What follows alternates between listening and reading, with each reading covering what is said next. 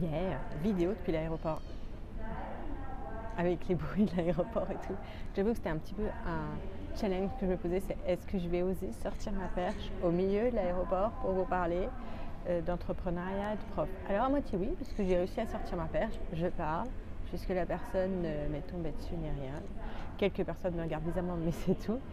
Mais je vais pas vous parler de prof et d'entrepreneuriat. À la place, je vais casser la règle numéro 1 des réseaux sociaux. Alors quand je dis réseau social, c'est en fait surtout YouTube. La règle numéro 1 dans YouTube, c'est de ne faire des vidéos que sur un thème. Donc moi, ma vidéo, elle parle de ma vie.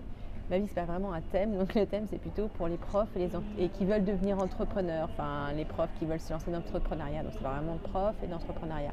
Donc c'est pour ça que toutes mes vidéos tournent un petit peu autour de ça. C'est important pour l'algorithme de YouTube, même pour l'algorithme d'Insta, si vous voyez cette vidéo sur Insta, parce que ça permet aux algorithmes de matcher les personnes en fonction des choses qu'ils ont envie de voir.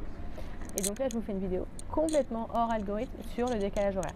Donc si vous êtes arrivé là pour le décalage horaire, vous pouvez le regarder, ça vous apprendra à voyager.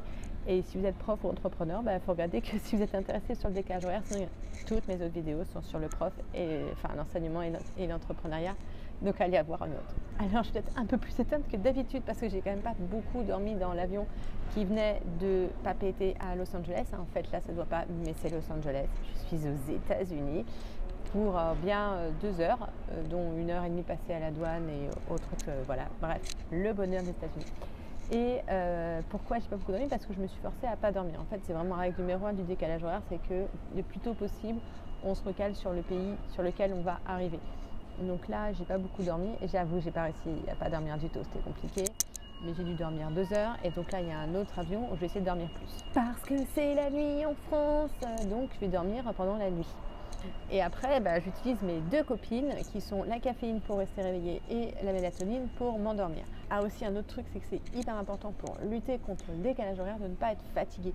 Il ne faut vraiment pas avoir de retard, de fatigue, sinon ça s'ajoute et en fait ça devient ingérable.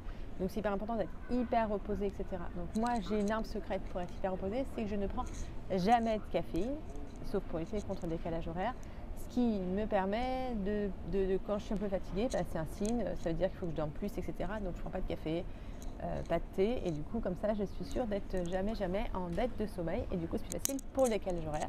Et donc ça, entre le fait de ne pas avoir de dette de sommeil, d'utiliser de la mélatonine pour dormir, de la caféine pour être réveillée, de me caler très très vite sur les horaires, ce qui fait qu'à l'aller avec quand même un décalage horaire de 12 heures, et franchement j'ai pas senti quoi. Je suis arrivée le soir, je me suis couchée, le lendemain j'étais réveillée à 4h30, 5h, qui est en fait l'heure normale en Polynésie.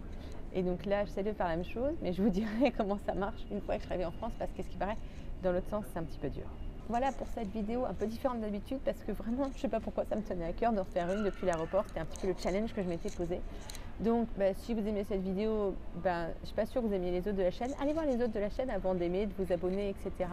Parce que l'idée, c'est quand même surtout qu'on soit là pour parler d'enseignement et d'entrepreneuriat, ce qui n'était pas le cas ici.